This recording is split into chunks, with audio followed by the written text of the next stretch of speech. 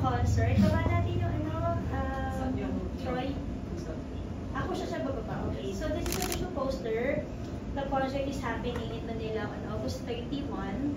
Last night, we already announced that May 15 is the date na available na po yung tickets. Ano nga pagpag-aral na yun? Ticketnet po. So, sa lahat ng mga kilala niyo ng mga K-drama fans, basic fans ni TM, pag-alat niyo po, available po. August 31 na concert niya sa New Frontier Theater, May 15, available na po yung tickets sa Ticketnet. So, yan po, exciting. Play support. Yes, okay, next question. Number 7 po. Yeah. Next question. Ako na lang. Ay, next question. Okay, okay.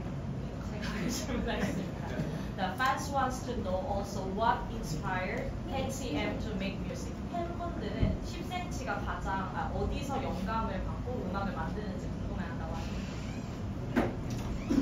제가 가장 영감을 많이 받는 곳은 저희 어렸을 때 기억입니다. 영감을 많이 받는 것. 저 어렸을 때는 굉장히 뭔가 사랑도 많이 가지고 하고 전혀 너무너무 행복한 1년 시절을 보냈지만 그 중에서도 어쨌든 뭔가 불안해하고 뭔가 결핍되어 있고 이런 것들이 당연히 있었기 때문에 그때의 기억을 자주 끄집어내와서 Yung mga childhood memories yung nag-inspire sa akin. Alam ko syempre maraming mahal na receive ko rin sa mga parents ko or sa family. Pero syempre kahit kapag kabataan natin, minsan kulang pa rin doon eh. Kaya doon ko hinahakot yung mga inspired galing sa mga musik. Number 8 question. Yeah. What made you fall in love with Filipino music and Filipino dance?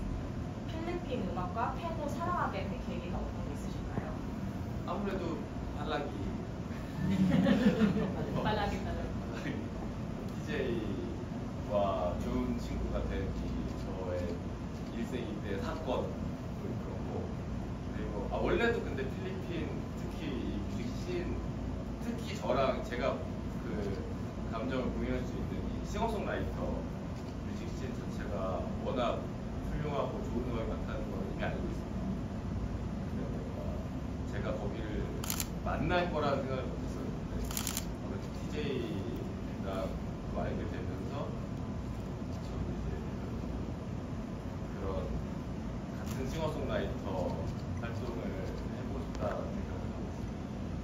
Unang-una, hindi ko talaga mawala si DJ yung palagi dahil yun talaga yung one of the steps. Eh, hindi ko expect na makakulab ko rin yung mga Filipino artists. Pero alam ko tagal na yung mga singer-songwriter dito sa Philippines, sobrang marami at sobrang magagaling sila. So as a singer-songwriter din sa Korea, talagang fan po ako doon dati pa. Okay. Next Hi. question. Hi, good afternoon. Hi. To all the singers and to all aspiring singers and songwriters who wants to make big in the music scene, what can you impart or what can you advise to them? 음악계에서 성공하고 싶어하는 싱어송라이터 지망생들한테 조언을 해주실 수 있다면 어떤 게 있을까요?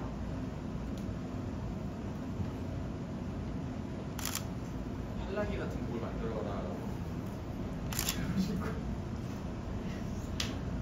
Gusto mo na i-translate now. Sana magawa kayo ng sound like palagi. Ang cute.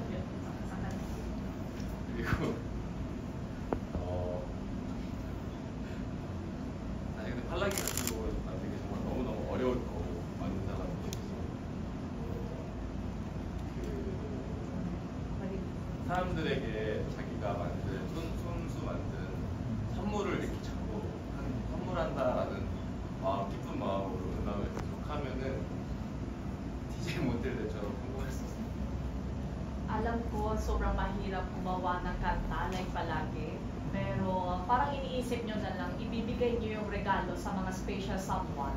Kaya gawa na lang kayo ng kanta para iregalo lang sa mga tao nyo. Baka kanta like TJ? Such a big DJ fan. Yes, and you're also good friends with him already. 아, Yeah, he really showed last night on stage. 제대로 보여주신 것 같아가지고. 너무 어메이징.